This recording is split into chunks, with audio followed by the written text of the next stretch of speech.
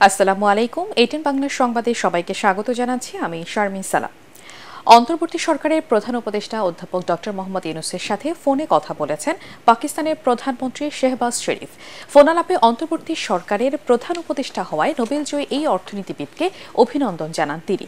এছাড়া চলমান বন্যায় হতাহত ও ক্ষয়ক্ষতির বিষয়ে সমবেদনা জানানোর পাশাপাশি বাংলাদেশের আর্থসামাজিক উন্নয়নে ডক্টর ইউনূসের অবদানের ভূয়সী প্রশংসা করেন শেহবাজ।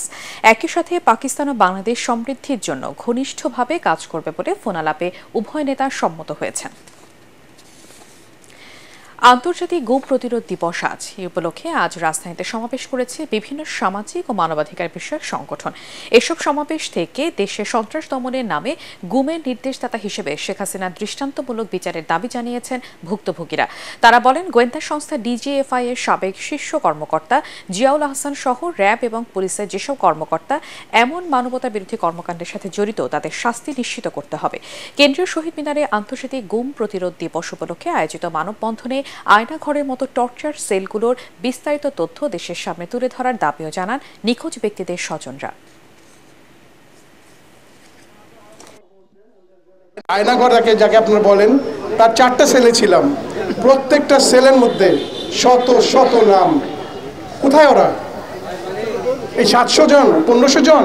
নো, আমার সেলেই তো কয়েকশো জন ছিল। এরকম তো অনেকগুলো সেল ছিল। কোথায় তারা? কিনা আমার সাথে তো হিন্দিতে কথা বলেছে তারা। আপনি হিন্দি আতা হ্যাঁ?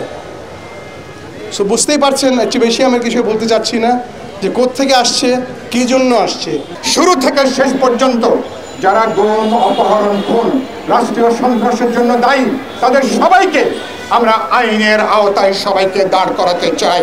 এই ধরনের স্বৈরাচার, এই ধরনের অমানবিক আচরণ প্রশাসনের যেখানে থাকেন, রাজনীতির যেখানে থাকেন, সমাজের যেখানেই বসবাস করেন, এগুলোকে ঘৃণা করতে পারতে হবে। এই ছিল এখনকার মতো। পরবর্তী সংবাদ দেখার আমন্ত্রণ জানিয়ে শেষ করছি। এটিএন বাংলার সংবাদ ইউটিউবে দেখতে ব্রাউজ করুন youtube/ATN Bangla News।